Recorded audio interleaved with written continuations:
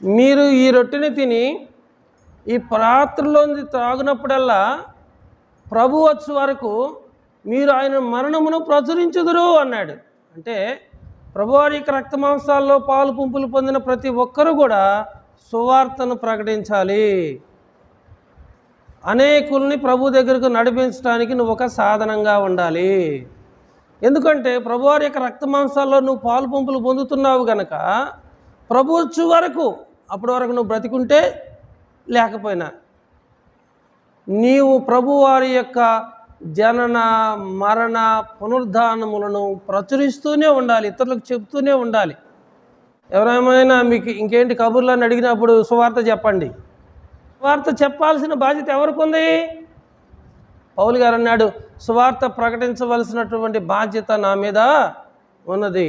అయ్యో, నేను సువార్త ప్రకటించకపోతే నాకు శ్రమలు వస్తాయి. దేవుని గుర్తెరిగిన బిడ్డలు సువార్త ప్రకటించకపోతే శ్రమలు వస్తాయి. మీరు అనుకుంటున్నారు, ఒకరితో నాకెందుకు, వాళ్ళతో వీళ్ళతో నాకెందుకు, నేను బాగుంటే చాలు, నేను వస్తే చాలు, వాళ్ళని ఎందుకు పిలవాలి, వాళ్ళని ఎందుకు చెప్పాలి అని మీరు అనుకుంటున్నారేమో. అది మీ స్వనీతి. మీ స్వనీతి అది దుర్నీతిగా మార్చబడిద్ది. కనుక ఈ పాత్రలోనిది త్రాగునప్పుడు, ఆ రొట్టె మీరు తినప్పుడు మీరు ప్రభువారి యొక్క మరణమును ప్రచురించాలి. ఆయన వచ్చేంత మటుకు ప్రచురించాలి. అంటే ఒక పాస్టర్ గారే కాదు కానీ మనం కూడా సువార్తను ప్రకటించాలి. గుర్తుపెట్టుకోండి, ప్రభువారి యొక్క శరీరములో కానీ ఆయన రక్తములో కానీ ఎవరు అయోగ్యముగా పాలు పంపులు పొందకూడదు. ఈ బల్లారాధన కొరకు మనం ఏం చేయాలి? ప్రభు రక్త మాంసాల కొరకు మనం యోగ్యంగా సిద్ధపడాలి. ఎన్ని వారాలు మనం ప్రార్థనకు రాకుండా ఆగాము? సువార్తను ప్రకటిస్తున్నామా? పరిశుద్ధంగా ఉంటున్నామా? చేసిన పాపం మాటి మాటికి చేస్తున్నామా? చెప్పిన మాటలు అబద్ధాలు మాటి మాటికి చేస్తున్నామా? చేయకూడని పనులన్నీ చేస్తూ మరలా వచ్చి బల్లారాధన రోజు ఏమాత్రం భయం లేకోకుండా ధైర్యంగా ఆ పాత్రలో చేయకూడదు. అందరితో సమాధాన పడాలి. అపవిత్రమైన మాటలు నోటమ్మట రాకూడదు. నీ ప్రవర్తన వల్ల ఎవరు ఇబ్బంది పడకూడదు. ఒకవేళ ఇబ్బంది పడితే వాళ్ళని క్షమించమని అడగాలి. నిన్ను నువ్వు సరి చేసుకుంటూ ఉండాలి. ఎవడు ప్రభువారి యొక్క శరీరమును అయోగ్యముగా తినునో, ఎవడు ఆ పాత్రలోనిది అయోగ్యంగా త్రాగునో వాడు ప్రభువారి యొక్క శరీరమును గూర్చియు రక్తమును గూర్చియు అపరాధి అవును.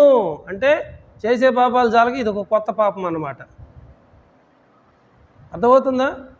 మనమందరం కూడా ప్రభువారి యొక్క రక్త మాంసాల్లో పాలుపంపులు పొందాలి, రక్షించబడడం మనమందరం కూడా. అయితే యోగ్యంగా చేయాలి, అయోగ్యంగా కాదు. బల్లారాధన కొరకు సిద్ధపడాలి. అదే మొదలే రొట్టె ద్రాక్షరసమే కదా, కొంచెం రొట్టె ముక్క కొంచెం ద్రాక్షరసం అని మీరు అనుకోవద్దు. అది ప్రభు శరీరం, ప్రభు వారి యొక్క రక్తం. ఎవడు అయోగ్యంగా ప్రభు ఒక్క పాత్రలోంది త్రాగుతాడో, ఆయన శరీరాన్ని తింటాడో, ప్రభు వారి యొక్క శరీరమును గురించి రక్తమును గురించి వాడు అపరాధి అగును. కాబట్టి ప్రతి మనుషుడు తను తాను పరీక్షించుకోవలను, అలాగు చేసి ఆ రొట్టెని తిని ఆ పాత్రలోంది త్రాగవలను. ఏం చేయాలి? కాబట్టి ప్రతి మనుషుడు తను తాను పరీక్షించుకోవాలి. వారిని వీరిని పరీక్షించటం కాదు, నిన్ను నువ్వు పరీక్షించుకోవాలి. నువ్వు ఎలా ఉండవు, ఈ నెలంతా ఎలా ఉండవు? దేవుడు నీకు ఆయుష్ ఇచ్చాడు, ఆరోగ్యం ఇచ్చాడు, ఓపిక ఇచ్చాడు, పోషించాడు. మళ్ళీ నూతన మాసంలోనికి దేవుడు నిన్ను ప్రవేశపెట్టాడు. నిన్ను నువ్వు పరీక్షించుకో, ఏ విషయాల్లో తప్పిపోతున్నావు. అర్థమవుతుందా? సమస్యలు ఉంటే అవి సంఘం మీద పొలం బాకండి. సంఘం వేరు, కులం వేరు. సంఘం వేరు, లోకం వేరు. ప్రభు అన్నాడు, ఒక కులానికి సంబంధించిన మందిరం కాదు ఇది. నా మందిరము సమస్త జనులకు ప్రార్థనా మందిరం అనబడును. అంటే దేవుని సన్నిధికి ఎవరైనా రావచ్చు.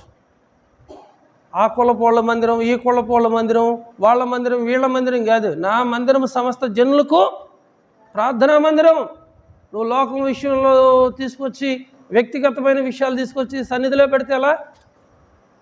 బయట విషయాలు బయట చూసుకోండి. దేవుని సన్నిధి విషయంలో మాత్రము మీరు చాలా జాగ్రత్తగా ఉండండి.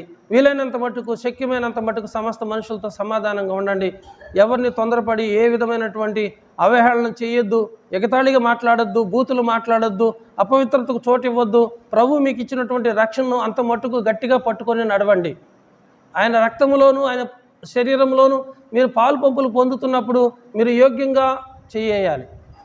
ప్రతి మనుషుడు తను తాను పరీక్షించుకోవాలి. వ్యక్తిగతమైన పరిశీలన. కళ్ళు మూసుకుంటే ఇతరుల గురించి ఆలోచించడం కాదు, నువ్వు ఎలా ఉన్నావు అనేది పరీక్షించుకొని అలాగ చేసి ఆ రొట్టెని తిని ఆ పాత్రలో ఉంది తాగవలెను. చూసారా, ఇక్కడ ఎన్ని విషయాలు ఉన్నాయి.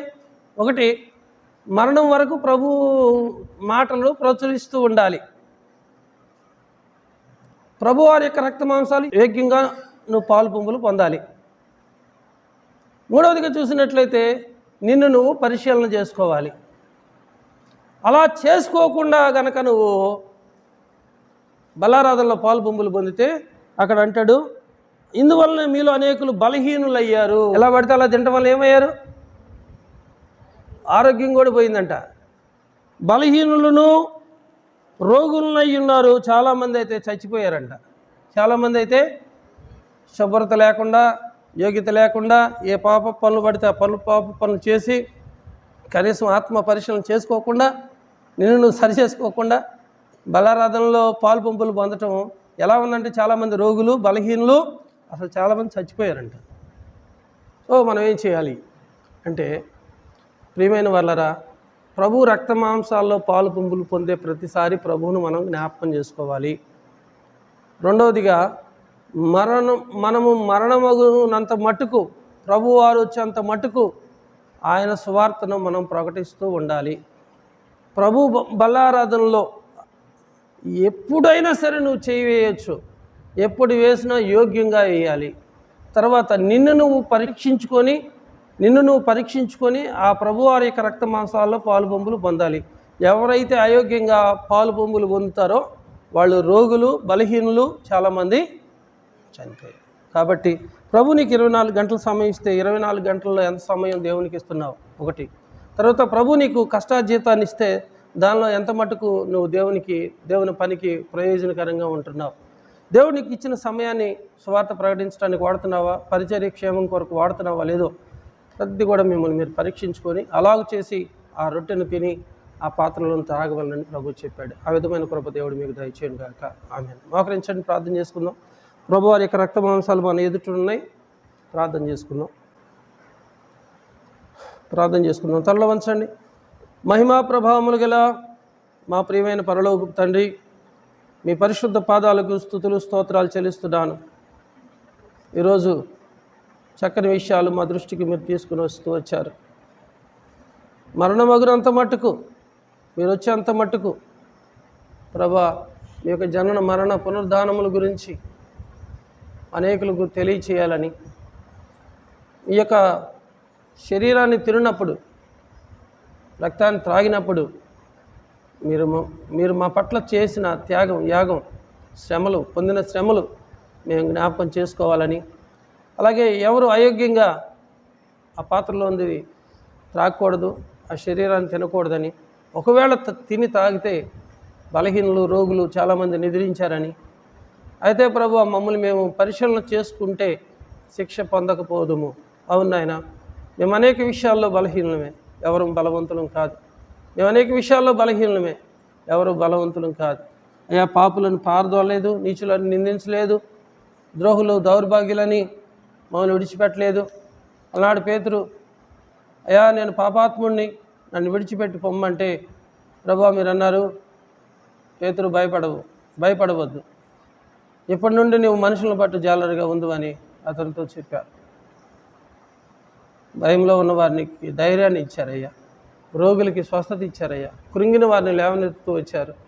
అయ్యా ప్రభువా, మీ రక్త మాంసాల్లో మేము పాలు పంపులు పొందుతూ ఉంటుండగా మరుగైన జ్ఞానముతో మీరు మమ్మల్ని నింపి ప్రభువా పరిశుద్ధతను దయచేసి సంఘ బిడ్డలందరినీ ప్రభువా దేవులతో నింపుతూ, ఎవరు అయోగ్యంగా ఆ యొక్క రక్త మాంసాల్లో పాలు పంపులు పొందుకోకుండా వాక్యానుసారంగా నడిపించబడే ధన్యత భాగ్యం ప్రతి ఒక్కరికి దయచేయమని ప్రభు క్రీస్తు పేరిట అడిగి వేడుకుంటున్నాం తండ్రి.